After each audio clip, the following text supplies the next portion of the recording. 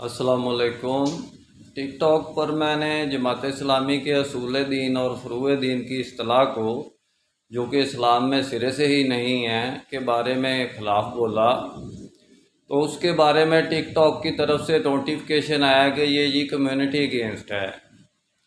तो community against पर जो नॉलेज वाले जो लोग बैठे हुए हैं उनको बिल्कुल ही नहीं पता कि कम्युनिटी राइट्स क्या हैं, कम्युनिटी रूल्स क्या हैं। तो उनको तो नॉलेज चाहिए पीएचडी से भी ज़्यादा।